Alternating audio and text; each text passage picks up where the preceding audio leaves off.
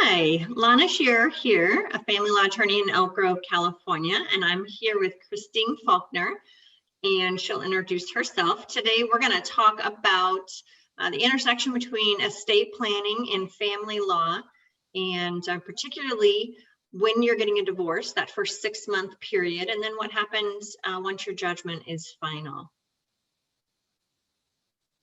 Yeah, great. So Christine Faulkner with Cava&Faulkner, estate planning attorney here in Elk Grove. And so, yeah, let's talk about what happens to a couple's assets when they file for divorce. And I have a lot of clients who are not really sure, clients who already have an estate plan. They don't know what to do. They've already named beneficiaries. And now they're thinking, I think I want to change this. And so what are they allowed to do before they get divorced? Well, so once a petition for dissolution is filed with the court, there's certain restrictions that go in place automatically. They're called ATROs, or automatic temporary restraining orders. So once you know you're getting a divorce, you're kind of frozen in what you can do. So you're prohibited from changing any beneficiaries, from removing anyone from an account, from removing someone from life insurance or health insurance, and disposing of any property. You're kind of frozen. Don't do anything, except, of course, you can do something with the consent of your spouse. That consent should be in writing. So during that initial period, that 6-month period, when we're going to, talk about everything that you own, and we're going to make decisions about how to divide it, we don't want you to take any unilateral action. Don't take any action on your own that's going to possibly harm, the other spouse. So you're kind of frozen. You shouldn't change beneficiaries. You shouldn't do anything without written consent of the other spouse. And so what happens if somebody unilaterally goes and takes their spouse off as primary beneficiary? Now, we'll talk about qualified accounts in a minute, but with respect to maybe a life insurance policy, they take their spouse off as the primary and put their new girlfriend or boyfriend instead, or their adult children. What happens? So that's a breach of their fiduciary duties. So, when we're married, we have duties to the other party, similar to if we're in business together. So marriage is a business. So there's fiduciary duties, even maybe higher than in a business. And so that would be a breach of those duties. And so there are, monetary sanctions and penalties involved if that happens. And of course, that spouse that unilaterally took that action would be held liable for any actual damages plus sanctions for taking that bad action. That's a bad action. So that's how the courts would deal with it, is you could file a breach of fiduciary duty motion. Also, you want them to affirmatively reinstate that spouse on that retirement account or life insurance or health insurance. You have to repair that damage. So, as a family law attorneys, we advise our clients, immediately, we're filing this petition. You can't take any action on your own without the written consent of the other party, because we just want to keep things status quo, keep things as they are until we figure out how we're going to divide your things and what we're going to do. And so I imagine if they are joint account holders at Chase Bank, and one of them decides to go clean out the bank account, the result would be the same? Exactly. So, if we're going to divide an account, if you want to pull out money from an account, that's fine, but you should let your spouse know, get the written consent. How about we divide this account equally?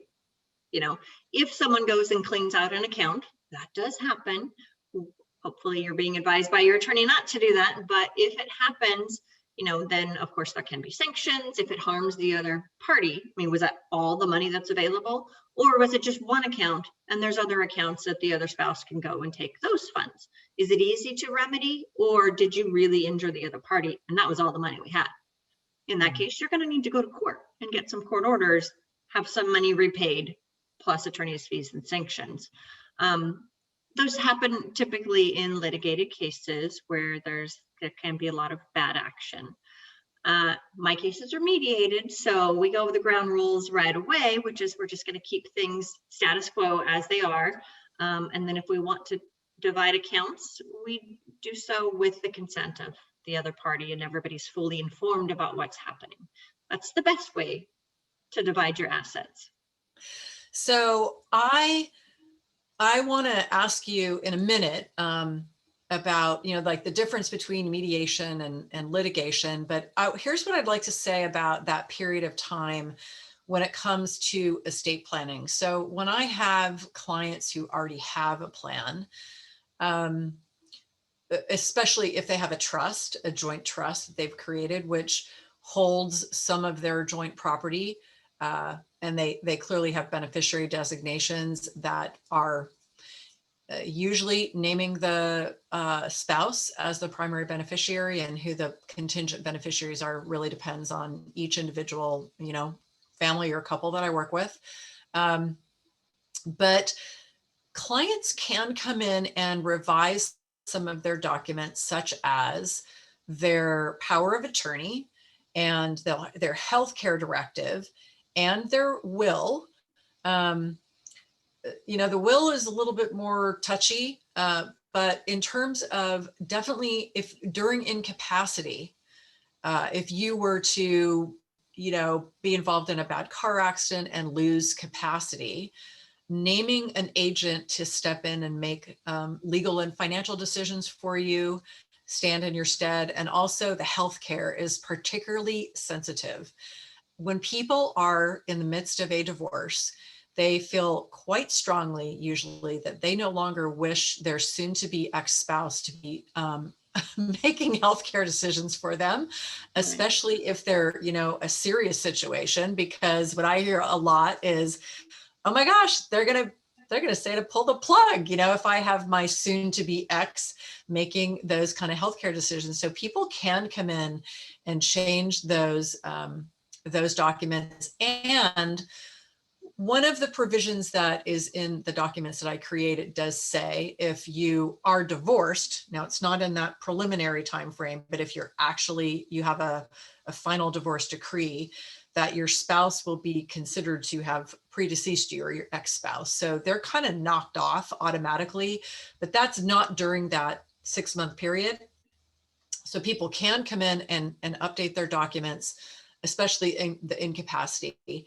And then even after that provision kicks in, they may still wish to come in and update those planning documents, because they may not have enough agents named anymore. They may, if the ex-spouse is no longer able to be the agent for them, by operation of the terms of the document itself, they may not have enough agents in the event something happens to the only remaining agent they have. So that's a good reason why somebody might want to also come in and update that, even if they didn't do anything during the 6-month period or the duration of the divorce proceedings.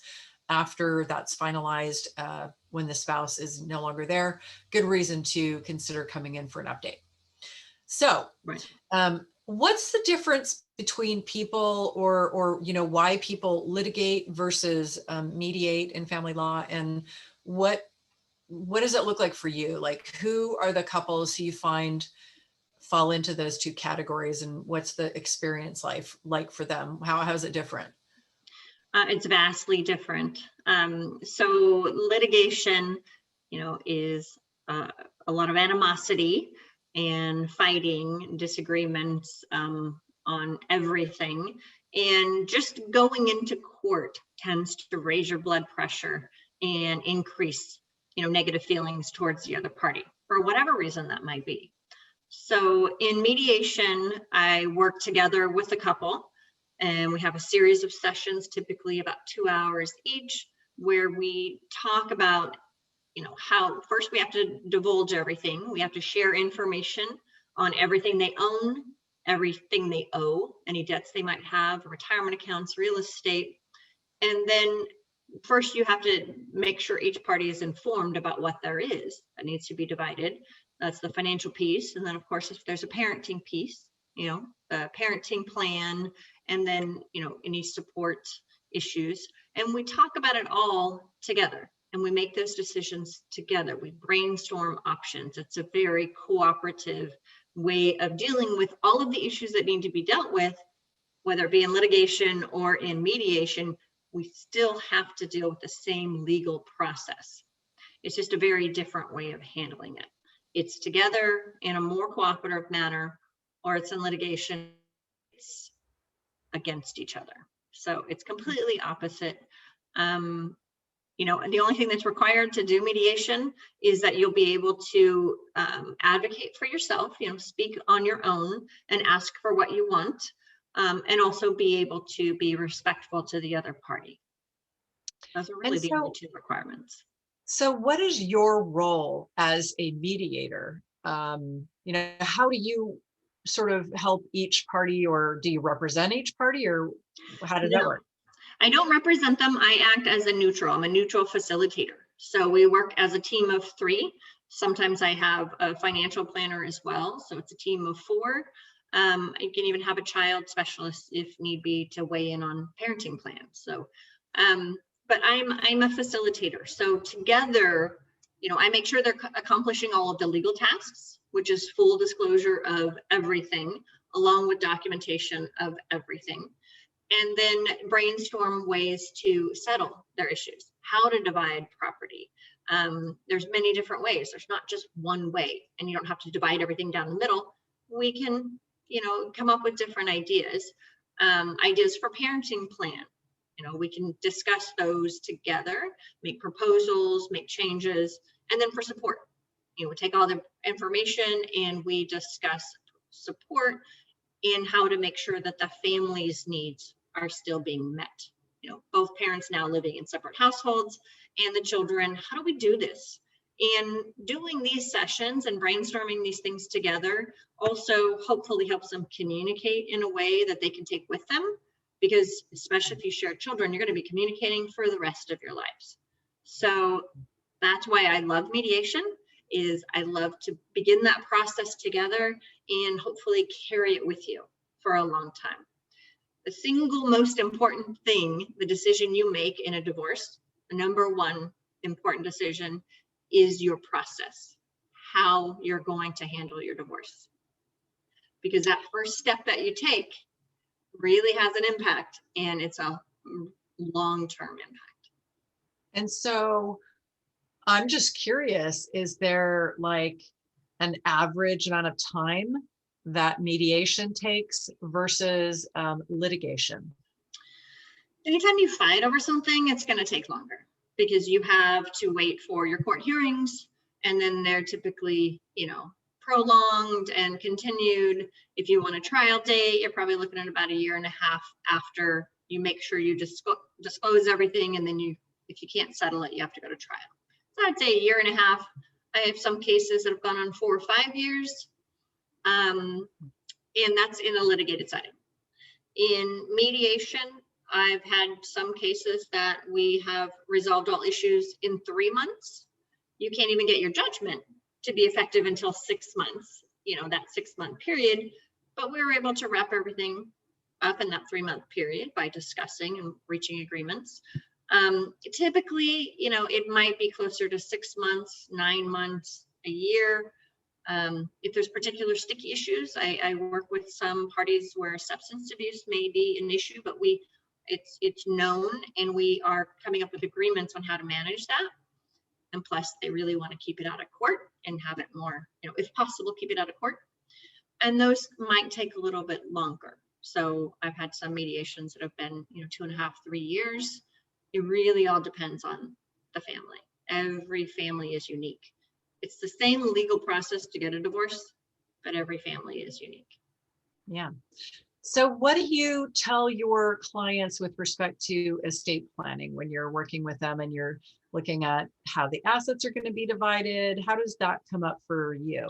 Well, it's important because when you're married, you know, and one of the spouses pass, it's going to, most of what you have is going to go to the other spouse, and they're going to continue taking care of the children. And, you know, that's how we make sure everyone's taken care of. Once you separate assets and you've divided your estate completely into 2 parts, now as a single individual, you have to, you should, I hope you do, create your own estate plan so that you can make sure your kids are still taken care of, make sure that your goals are still achieved and that you are planning for their future.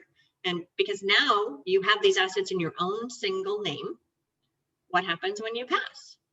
So I tell every client Right. at the end of a divorce, make sure that if you don't have an estate plan, that you get one and you think about how to plan for your future. So something just came up for me, and this is probably the subject of another video, because I have clients who are either, they planned with me, they already have a plan, and then they divorce, or folks who are already divorced or maybe never married, but have children together. And the question always comes up about naming guardians. And so that's a great topic of another video for us to explore guardianship, how it looks from an estate planning perspective, what it looks like from a family law perspective. But working with clients so clients who don't have an estate plan at all, it's a great time to make sure that they have a plan that protects their assets, which are different, obviously very different than when they were married. And as a single person, they no longer have that cushion of having a co-owner, at least for the time being. So when you are a co-owner, or you're married, you have assets that are jointly held, such as bank accounts. You may hold your house, real estate, and community property. Maybe they're in a business entity. They were in a business entity at some point. There's a lot of layers of complexity, but once you're on your own, you no longer have that fallback cushion, meaning if you pass away, your spouse will likely receive that asset. That's gone. And so if something happens to you now, your assets will end up in probate if you don't have a plan that is properly set up. And if you've named your minor children as beneficiaries on those accounts, because now your divorce is final and you have that ability to go in and change those beneficiary designations, those accounts will also go through probate. And so it's a really, really great time to be thinking about how to best protect both your family and your assets now that you're newly single. And when I have clients who I worked with that were married and are divorcing or have finalized their divorce, I usually get a call from one or both of them at some point, which is to say, what do we do now? We have this joint plan and all of our assets were kind of thrown into this pot together. But now everything's been backed out and we don't co-own those assets any longer. They belong to us individually. What do we do with the estate plan? And so usually we'll talk about revoking a joint trust. As I said earlier, you can update your own individual documents, power of attorney, healthcare directive. Once you are divorced, probably going to want to update your will as well, or create an entirely new plan on your own. And that's usually what people do. We revoke the prior joint plan together, and now that the newly single spouse or ex-spouse has assets that were different, they need to jump back in and now look at how do we name beneficiaries if they don't have a spouse to name as a primary beneficiary any longer, especially when they have minor children. Probably going to want to create a new trust for themselves and name the trust as the primary beneficiary so that their minor children, if something were to happen to the parent, that the assets are not dragged through probate because the minor children are too young and they can't receive the assets. So the other thing that comes up, which is always interesting as well, is the ability to communicate, or my obligation to communicate with both spouses or soon to be ex-spouses during the divorce proceedings.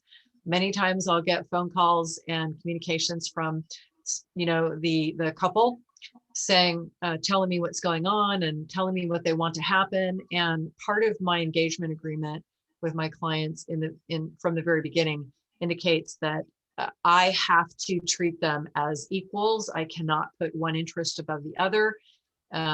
So I've always got to share communications from one spouse to me directly with the other. And it's interesting because by that point, when they're in the midst of a divorce, they're not super happy about me sharing their communications, but that is something that I'm required to do by the State Bar of California.